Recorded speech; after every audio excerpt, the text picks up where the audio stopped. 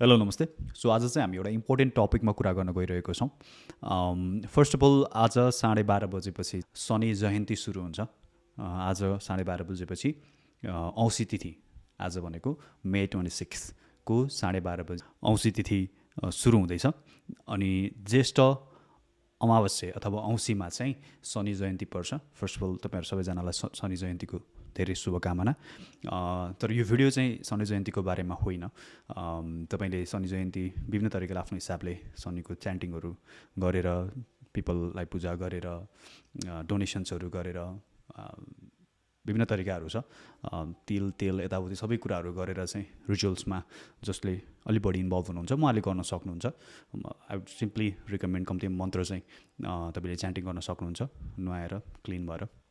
त्यो बेसिक्स कुराहरू त भएन।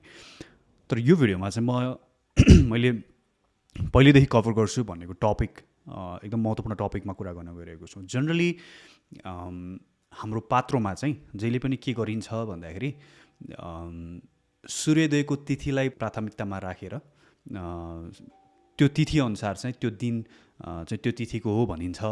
त्यो किसिमको चाहिँ एउटा प्र्याक्टिस त्यो किसिमको छ। त्यो चाहिँ अलिकति फ्लड प्र्याक्टिस हो, अलिकति होइन मेजरली नै फ्लड प्र्याक्टिस हो।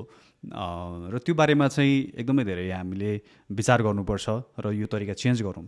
जस्तै आज तपाईँको 12:30 बजेपछि चाहिँ औँसी तिथि स्टार्ट हुँदैछ र भोलि सूर्योदयको तिथि चाहिँ औँसी तिथि नै पर्छ। तर हामीले भोलिलाई औँसी भनेर हुँदैन। अब नयाँ केहीहरूले चाहिँ अब आजै नै सेलिब्रेट गर्ने भनेर त्यो चेन्जेसहरू चाहिँ एडप्ट गर्नुभएको छ। तर धेरैहरूले चाहिँ र जनरल प्र्याक्टिसमा हामी जहिले सूर्योदयको तिथिलाई चाहिँ प्राथमिकतामा राखेर त्यो दिनको तिथि चाहिँ त्यो हो भनेर चाहिँ हामी डिसाइड गर्दाखेरि त्यो चाहिँ अलिकति तिथिको क्यालेन्डरप्रति अन्याय हो र तिथिको क्यालेन्डर अनुसार त्यो फिटिङ भएन। त्यो चाहिँ राइट अप्रोच होइन। जस्तै तपाईँले चाहिँ कुनै पनि सेलिब्रेसन गर्दाखेरि आज हो कि भोलि हो भन्ने प्रश्न एकदमै धेरै आउँछ होइन। सिम्पली अहिले शनि जयन्तीकै कुरामा नि मे 27 भनिरहेको छ, कसले मे 26 भनिरहेको छ। तर हुनुपर्ने कुरा चाहिँ के हो भन्दाखेरि जुन तिथि जुन दिनमा इन्टर गर्छ त्यही नै तपाईँको त्यो त्यहाँबाट त्यो पोइन्टबाट त्यो समयबाट चाहिँ तिथि सेलिब्रेसन हुनुपर्छ। जस्तै आज 12:30 बजेबाट औँसी स्टार्ट हुँदैछ भनेपछि आज 12:30 बजेपछि नै औँसी हो। तपाईँले भोलिको व्रत बसेर हुँदैन औँसीको, किनकि भोलि त तपाईँको 8 बजेपछि अराउन्ड 8 बजेपछि त तपाईँको औँसी सकिन्छ। सो जब तपाईँले औँसीको व्रत बस्दा, पूर्णिमाको व्रत बस्दा जुन समयबाट तिथि स्टार्ट हुन्छ त्यो समयबाट र जुन समयसम्म इन्ड हुन्छ त्यो समयसम्म चाहिँ तपाईँले त्यो तिथिको व्रत बस्ने हो कि कुनै एउटा विशेष सेलिब्रेसन गर्ने हो कि त्यो एकदमै धेरै जरुरी छ। यो हामीले अलिकति जनरल मासमा यो कुरालाई बुझाउनु र यो कुरालाई चाहिँ प्र्याक्टिसमा ल्याउनु एकदम धेरै जरुरी छ। जस्ट क्यालेन्डरको सजिलोको लागि मात्र भनेर हामीले सूर्योदयको तिथि ल्याएर हुँदैन। That is unscientific. यो एकदम बुझ्नु जरुरी छ। पहिलो कुरा किन भन्दाखेरि जस्तै अब कतिले तर्क गर्नु होला सूर्यलाई हामीले पुरै यो सौर्यमण्डललाई हामी सूर्यको एउटा अंश हौँ, सूर्यलाई प्राथमिकता दिनुपर्छ, यताउति सबै किसिमको तर्कहरू आउन सक्ला। तर मेरो विमति कहाँनिर छ भने तपाईँको तिथिको कन्सेप्ट नै के हो? तिथिको कन्सेप्ट भनेको सूर्य र चन्द्रमा बिचको डिग्री, एङ्गल कति डिग्रीमा छ त्यसले एउटा तिथि निर्धारण गर्छ। सूर्य र चन्द्रमाको दुइटैको परस्पर सम्बन्ध चाहिँ तिथि हो खासमा चाहिँ होइन। त्यसमा तपाईँले सूर्यलाई मात्र महत्त्व दिएर चाहिँ होल डे चाहिँ तपाईँले चाहिँ तिथि भनेर सूर्योदयमा जस्ट अब मानौ 6 बजे सूर्य उदाएको छ अनि तपाईँको 6:30 कुनै तिथि सकिँदैछ भने त्यो होल दिन जस्ट बिकज सूर्योदयको तिथि त्यो थियो भनेर होल दिन त्यो तिथि हुँदैन। तिथि चेन्ज भइसक्यो 6:30 बजेपछि। यो एकदम विचार गर्नुपर्ने पक्ष। हामीले कुनै पनि फेस्टिभलहरू सेलिब्रेसन गर्दा जस्तै मानौ पूर्णिमा सेलिब्रेट गऱ्यौँ, मानौ लेट्स से फाउपुण्य सेलिब्रेट गऱ्यौँ भने जुन समयबाट पूर्णिमा स्टार्ट हुन्छ र जुन समयसम्म इन्ड हुन्छ त्यो टाइम फ्रेममा मात्र सेलिब्रेट गर्ने हो। यो कुरा चाहिँ जनरल मासमा एकदमै धेरै आउनु जरुरी छ।